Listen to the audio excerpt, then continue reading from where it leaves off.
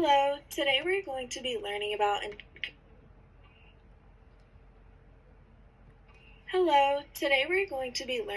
and comparing two sensory pathways, sight and smell.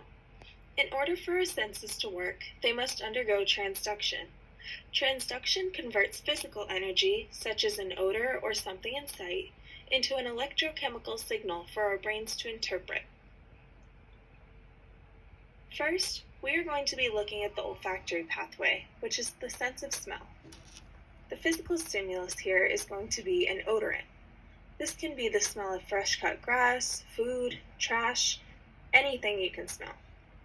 When we inhale these odorants through our nose, they trigger the cilia of the olfactory receptor cell. Cilia are these hair-like structures here.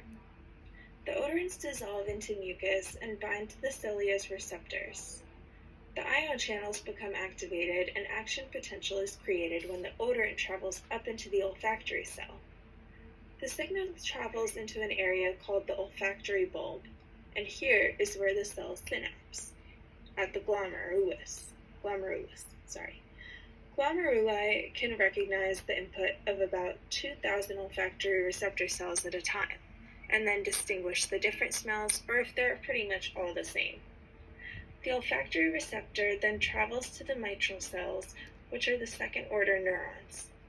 The receptor activates a specific combination of mitral cells to code for the particular sense. The mitral cells then send these receptors directly to the primary olfactory cortex. Mitral cells can transmit receptors to the ipsilateral and contralateral regions of the brain too. If we flip this back over, we can see that it is located in the temporal lobe. One really interesting thing about the sense of smell and its relation to neuroscience is that smell is linked closely with our memory. Because of the projections in our brain, we can remember to eat throughout the day if we smell something that reminds us, but we can also pull back a memory from years ago with just a whiff of perfume or a certain food that we used to eat. Now we're going to discuss the visual pathway. Muscles in the eyeball control the visual field and constrict in response to how bright light is and how far the object is. The light that is reflected from the object travels back through the eye to the back of the eyeball and is refracted to the retina. The retina sees an inverted version of what is actually in front of us. Here, light is what triggers the photoreceptors in the retina, which are rods and cones. Rods are more sensitive to low levels of light and don't provide as sharp of an image, while cones detect higher levels of light and create a very sharp image. Photoreceptor proteins are called opsins. When 11-cis-retinol binds to an active opsin, binds to an inactive opsin.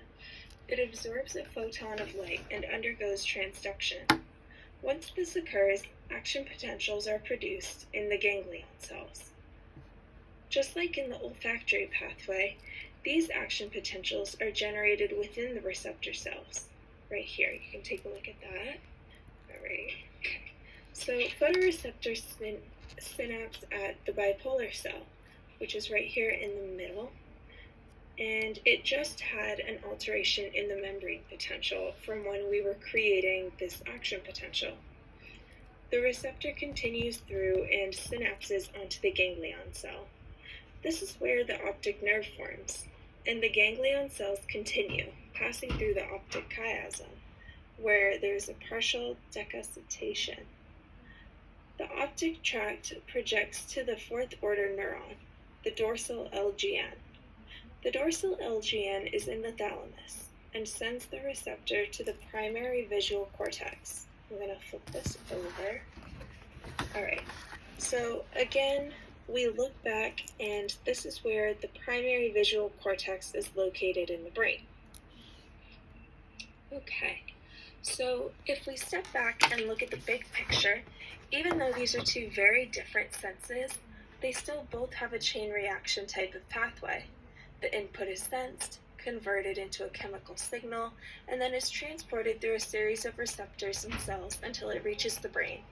Along the way, there are different key features that help distinguish what am I smelling or what am I looking at. There are so many of these codes that get translated and are sent to the brain to be interpreted. I hope this was informative and that you enjoyed. Thank you.